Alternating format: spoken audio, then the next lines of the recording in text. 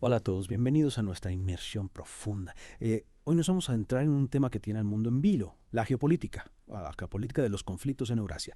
Para guiarnos en este laberinto tenemos un análisis excepcional del mayor general retirado, Luis Suárez Castillo. Un verdadero experto, él nos ofrece una perspectiva fascinante en la edición especial de Geodese. Así es, el artículo de Suárez Castillo, digamos, nos lleva de la mano por la historia, la estrategia y esas alianzas que, como un caleidoscopio, están cambiando el panorama mundial. Exacto, desde las raíces de las tensiones, ¿no? Hasta la situación actual. Con la anexión de Crimea en el 2014 como punto de inflexión. Nuestra misión, entender por qué esta región es como un polvorín. Cómo esos eventos están impactando el orden global. Y lo más importante, ¿qué podemos esperar del futuro? Y para empezar, hay que comprender la importancia, digamos, estratégica de Eurasia. ¿Recuerdan la teoría del Heartland de Mackinder? Aunque data de 1904, sigue vigente. Plantea que quien controla Eurasia controla el mundo. Suena película, ¿verdad? Pero si miramos la historia de la región, tiene mucho sentido. Totalmente. Es como si Eurasia fuera el corazón, geográficamente hablando, del mundo. Un territorio codiciado por imperios y naciones durante siglos. Y no solo por su ubicación, sino por sus recursos, rutas comerciales y puntos estratégicos como el Mar Negro. La anexión de Crimea por parte de Rusia en 2014 es un ejemplo perfecto de cómo esta lucha por el control sigue viva. ¿No te parece que esa jugada rusa encaja perfecto con la teoría de Mackinder? Como si quisieran dominar esa pieza clave del tablero. Sin duda. Y a esto se suma el análisis de Merheimer en 2014, donde él argumenta que la expansión de la OTAN hacia el este, combinada con la competencia por territorios, clave, ha creado el escenario perfecto para la inestabilidad. Es una mezcla explosiva de historia, ambición geopolítica y, por supuesto, la búsqueda del poder. Claro, porque Rusia ve esa expansión de la OTAN como una amenaza directa, ¿no? Como si les estuvieran acercando poco a poco. Y eso naturalmente genera tensiones y desconfianza. Exactamente. Y aquí es donde el conflicto en Eurasia trasciende lo regional y nos impacta a todos, porque está afectando el orden internacional, las reglas del juego que rigen las relaciones entre países. Pensemos en la anexión de Crimea. Ese evento desafió abiertamente el principio de la integridad territorial, que es uno de los pilares del orden mundial tras la Segunda Guerra Mundial. De pronto, las fronteras, que parecían inamovibles, se volvieron vulnerables. Y eso, por supuesto, genera incertidumbre a nivel global. Es como si se rompieran los cimientos de la casa. Totalmente. Si las fronteras se pueden redibujar por la fuerza, ¿qué seguridad tenemos? Y como bien analiza Kissinger en 2014, estamos presenciando un cambio en el equilibrio de poder. La cooperación internacional, que se consideraba la norma, se está poniendo a prueba, especialmente con potencias como Rusia y Occidente disputándose la supremacía. Es un pulso de titanes. Y este conflicto en Eurasia también ilustra una de las ideas centrales de las relaciones internacionales, la anarquía. No hay una autoridad global que imponga el orden, lo que significa que los países compiten por poder y seguridad. Es como un juego de ajedrez, ¿no? A escala mundial, donde cada movimiento tiene consecuencias impredecibles.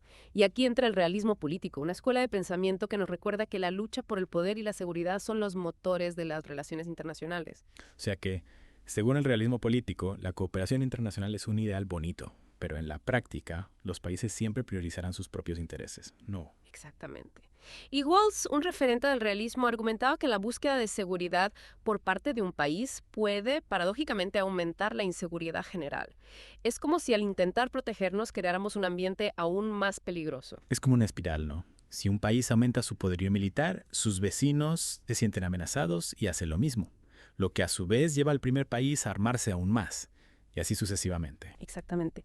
Y eso es lo que estamos viendo en Eurasia. La expansión de la OTAN, que buscaba la seguridad de sus miembros, ha sido interpretada por Rusia como una amenaza a su propia seguridad, aumentando la tensión y la desconfianza. Y como si fuera poco, este conflicto no solo ha puesto a prueba las alianzas existentes, sino que ha forzado un realineamiento en el tablero geopolítico. Tenemos a Rusia, a Ucrania y al gigante que observa todo, China. Rusia, por un lado, se ha mostrado firme, reclamando Crimea y partes del este de Ucrania, y fortaleciendo sus lazos con China como contrapeso a Occidente, una jugada estratégica para desafiar el dominio estadounidense. Es como si Rusia estuviera buscando aliados para construir un nuevo orden mundial, donde ellos tengan mayor influencia. Y Ucrania, por otro lado, está en una situación delicada. Aspira a integrarse en Occidente, pero tiene a su poderoso vecino presionando. Ucrania está en medio de dos visiones del mundo, dos modelos de desarrollo, dos identidades en conflicto. Y luego tenemos a China, el gigante asiático, observando y esperando su momento. Es como si estuvieran repartiéndose las cartas de un nuevo juego, ¿no?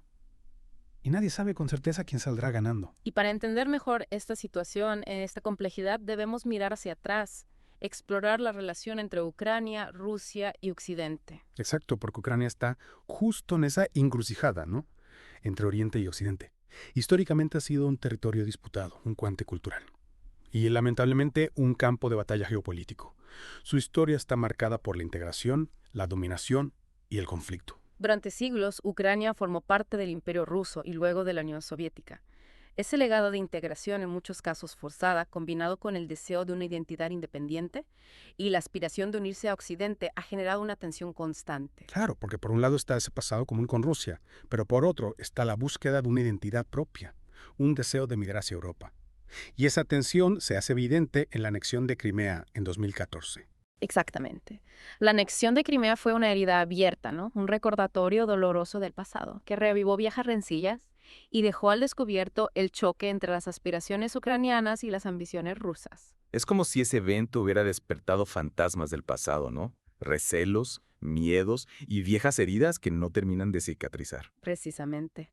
Y si analizamos el papel que juegan la OTAN, la Unión Europea y el legado soviético en este conflicto, nos encontramos con un panorama aún más complejo. Empecemos con la OTAN. Su expansión hacia el este, que se planteó como un escudo de seguridad para sus miembros, ha sido vista con recelo por Rusia. Claro, desde la perspectiva rusa, esta expansión se percibe como un cerco, un avance hacia su territorio, que despierta fantasmas del pasado. Es como si les estuvieran poniendo un muro en su propio jardín. Y mientras la OTAN buscaba fortalecer su flanco oriental, la Unión Europea intentaba promover la integración y la estabilidad en la región. Sin embargo, la falta de una política exterior unificada y las divisiones internas han lastrado sus esfuerzos. La Unión Europea es una potencia económica, pero en términos de política exterior, a menudo se encuentra dividida. Esto dificulta su capacidad de actuar con contundencia en un escenario geopolítico tan complejo como el de Eurasia.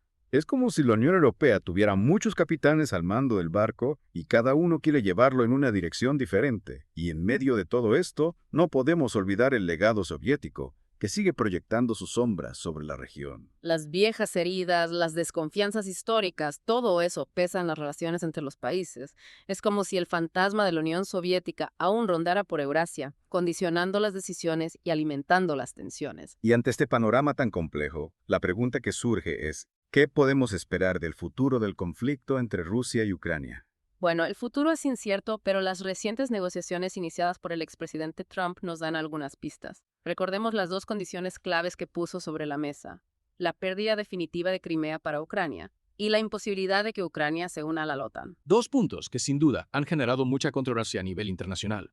Para Ucrania, perder Crimea sería un golpe durísimo a su soberanía e integridad territorial, además de sentar un precedente peligroso para futuras disputas. Claro, porque si se acepta que la anexión por la fuerza es legítima, ¿qué impide que se repita en otros lugares? Es un dilema que la comunidad internacional debe abordar con mucha cautela. Y la segunda condición, la exclusión de Ucrania de la OTAN, también es un tema complejo.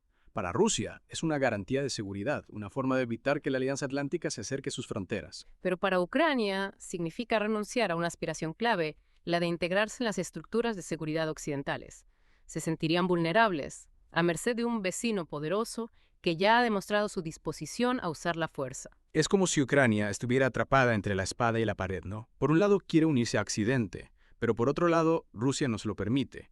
Y en medio de todo esto, ¿qué papel juega la Unión Europea? La Unión Europea se encuentra en una posición difícil. Quiere promover la paz y la estabilidad en la región, pero también tiene que defender sus propios intereses y su papel en el escenario internacional. Es como si estuvieran caminando sobre una cuerda floja, ¿no? Intentando mantener el equilibrio entre sus propios intereses y la búsqueda de una solución pacífica al conflicto. Exactamente. Y las reacciones a las propuestas de Trump no se han hecho esperar. Ucrania exige garantías de seguridad, Europa se siente marginada de las negociaciones y Rusia presiona por el levantamiento de las sanciones. Es un juego de intereses, donde cada actor busca maximizar su posición. Ucrania quiere proteger su soberanía y su futuro, Europa quiere defender sus intereses y su papel en el escenario internacional, y Rusia quiere consolidar sus ganancias territoriales y su influencia geopolítica. ¿Y qué podemos esperar del futuro? Se impondrá la lógica de la Realpolitik, donde el poder y la fuerza dictan las reglas. Es la gran pregunta. El artículo de Suárez Castillo nos recuerda que el desenlace dependerá de factores como el apoyo de Occidente a Ucrania, la estabilidad interna en Rusia y la capacidad de los líderes para dialogar y encontrar soluciones. No hay respuestas fáciles ni soluciones mágicas. Si retomamos nuestra inmersión, nos quedamos analizando esas propuestas, ¿no? Para la resolución del conflicto. La primera, como mencionamos, es la cesión definitiva de Crimea a Rusia. Un tema espinoso, sin duda. Completamente. Para Ucrania, aceptar esa condición significaría un golpe, muy duro. No solo perderían un territorio que consideran, parte integral de su país, sino que sentaría un precedente peligroso para futuras disputas. Es como si estuvieran renunciando a una parte de su historia, de su identidad. Y claro, surge la pregunta, si se permite que la anexión por la fuerza se consolide en este caso, ¿qué impide que ocurra en otros lugares? Exacto, es un dilema que la comunidad internacional debe abordar con sumo cuidado, porque no se trata solo de Ucrania, sino de la estabilidad del sistema internacional en su conjunto. Y la segunda condición, la exclusión de Ucrania de la OTAN, también genera mucha controversia. Para Rusia es una garantía de seguridad, una forma de mantener a la Alianza Atlántica alejada de sus fronteras.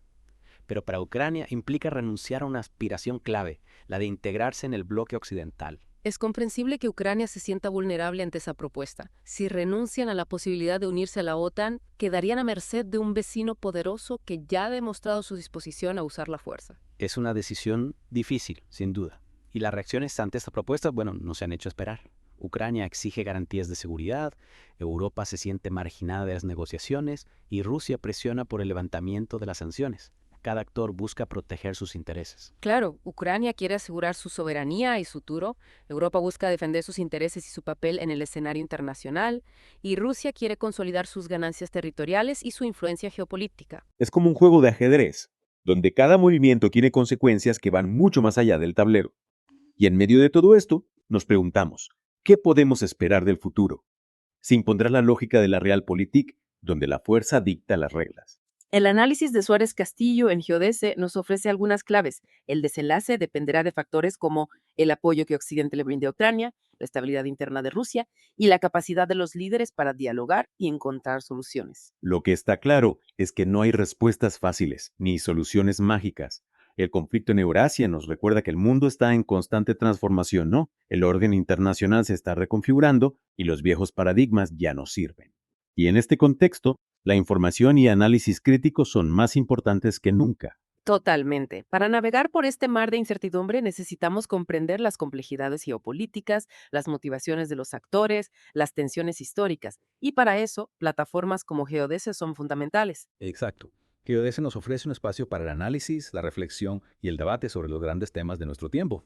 Y para nuestros oyentes que nos han acompañado en esta inversión profunda, les invitamos a visitar geodese.com y suscribirse de forma gratuita a su revista digital.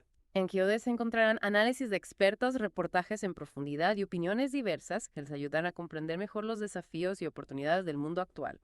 No se conformen con las versiones simplistas, busquen información de calidad, analicen diferentes perspectivas y construyan su propia visión del mundo. Y con esta invitación a seguir explorando, a seguir cuestionando, a seguir aprendiendo, damos por concluida nuestra inmersión en la geopolítica de los conflictos en Eurasia.